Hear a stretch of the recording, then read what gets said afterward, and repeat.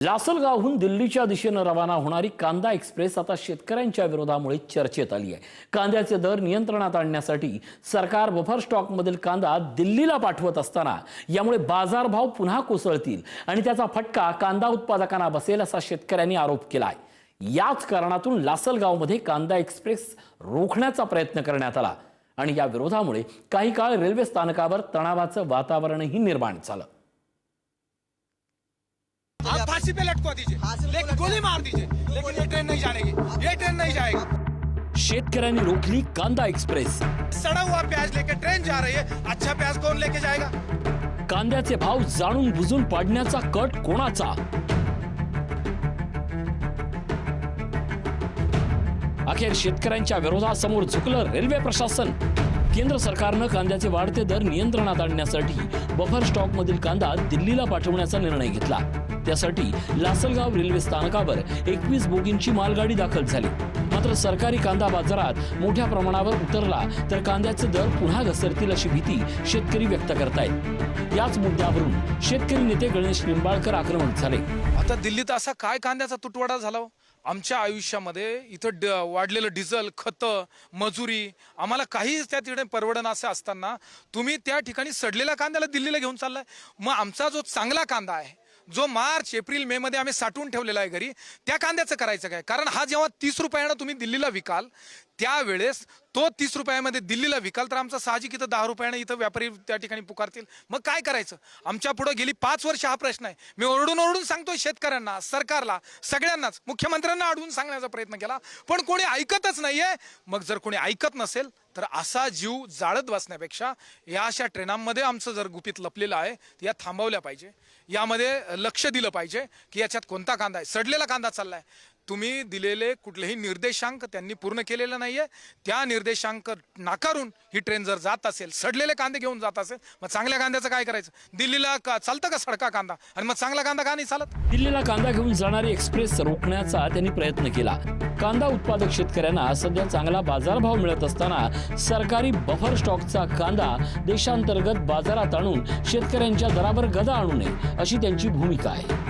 कांदा एक्सप्रेस मधील मालाची पाहणी आणि शेतकऱ्यांच्या प्रश्नावर प्रशासनानं उत्तर द्यावं अशी मागणी यावेळी करण्यात आली। नाफेडने जो काय खरेदी केलेला माल मार्केटमध्ये आणण्याचा जो काय उद्योग चालू केला सरकारने, त्याचा निषेध म्हणून आम्ही या ठिकाणी केलेला आहे। फक्त शेतीमालाचे भाव वाढले त्याच्यावरच मात्र सरकारचा डोळा असतो आणि सरकार ते भाव पाडून शेतकऱ्यांना मातीमध्ये घालतंय।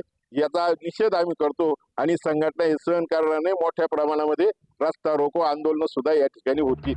गणेश निंबाळकर यांच्या विरोधानंतर शेतकरी संघटनांनीही सरकारच्या निर्णयावर आक्षेप घेतला आहे। देशांतर्गत बाजारात सरकारी कांदा आणून दर पाडण्यापेक्षा हा कांदा परदेशात निर्यात करा अशी मागणी शेतकरी संघटनांकडून करण्यात आली आहे। सरकार ग्राहकांच्या हिताचा विचार करत असेल तर शेतकऱ्यांचा हिताचा विचार कधी करणार असा सवालही शेतकरी संघटनांकडून उपस्थित केला जातोय। याच मुद्द्यावरून आंदोलनाचा इशाराही देण्यात आला। 450 ते 500 टन कांदा यामध्ये लोड झालेला आहे आणि आमचा प्रयत्न राहील का लवकरात लवकर ही गाडी आदर्श नगर नवी दिल्ली जवळ जे स्टेशन आहे तिथं पोहोचेल। कांदा हा सुस्थितीत आता ज्या परिस्थितीत या ठिकाणी आलेला आहे, आमचा प्रयत्न हा राहील का हा लवकरात लवकर कांदा तिथे पोहोचे आणि कमीत कमी डॅमेज हो, तर त्या दृष्टीने आम्ही लवकरात लवकर याला पोहोचवण्याचा प्रयत्न करणार आहोत। दरम्यान शेतकऱ्यांकडून विरोध होत असताना रेल्वे प्रशासनाकडून मात्र कांदा एक्सप्रेसची वाहतूक सुरळीत करण्याचा प्रयत्न सुरू होता। लासलगाव स्थानकावर 21 बोगींची मालगाडी दाखल झाली होती। मात्र कांद्याची प्रतवारी आणि पॅकिंगच्या प्रक्रियेमुळे लोडिंगला मोठा विलंब झाला। शेतकऱ्यांचा विरोध असला तरी कांदा एक्सप्रेस थांबवण्याचा निर्णय रेल्वे प्रशासनाकडून घेण्यात आलेला नसून नियोजित प्रक्रिया पूर्ण करून गाडी रवाना करण्याचा प्रयत्न सुरू असल्याचं प्रशासनाकडून स्पष्ट करण्यात आलं। नाफेड आणि NCCF कडून खरेदी केलेला कांदा CWCच्या माध्यमातून पाठवला जातो। आता हाच कांदा दिल्लीसह देशातील इतर बाजारपेठांमध्ये पाठवला जाणार आहे। मात्र दिल्लीला पाठवल्या जाणाऱ्या कांद्याचा दर्जाच संशयाच्या भोवऱ्यात आल्यानं कांदा नेमका कोणत्या निकषावर खरेदी केला, साठवणुकीदरम्यान कांद्याची गुणवत्ता कशी राखली गेली आणि दिल्लीतील ग्राहकांना नेमक्या कोणत्या दर्जाचा कांदा मिळणार असे सवाल शेतकऱ्यांकडूनही उपस्थित होत आहेत। तेजस्वी, आपण बघतोय की या ठिकाणी ही लासलगावहून थेट दिल्लीला जाणारी ही ट्रेन आहे कांदा एक्सप्रेस म्हणून तिच्याकडे एकूणच CWCच्या माध्यमातून संबोधलं गेलेलं आहे आणि जे शेतकरी आहेत त्यांच्या माध्यमातून या ठिकाणी ही ट्रेन रोखण्याचं काम केलं जातं. आपण बघतोय की गणेश निंबाळकर हे जे शेतकरी आहे यांनी यापूर्वी सुद्धा ट्रेन रोखलेली होती. त्यानंतर पुन्हा ही ट्रेन मागे नेण्यात आली आणि पुन्हा एकदा या सगळ्या दरम्यान आपण जर बघितलं तर या ठिकाणी गणेश निंबाळकर यांना बाजूला केलं जात आहे आणि ट्रेन मात्र या ठिकाणी पुढे नेण्याचा एकूणच प्रयत्न केला जातोय.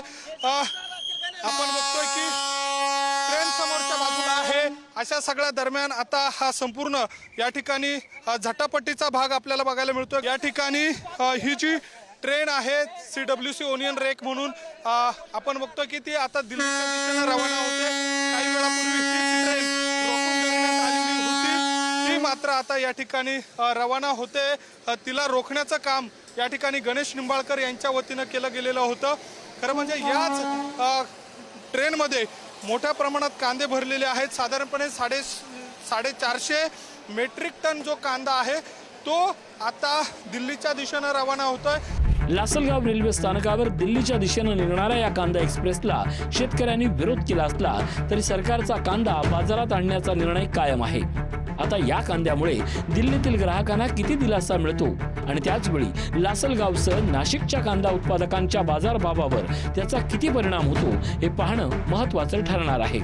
किरण टाजणे, पुढारी न्यूज, लासलगाव.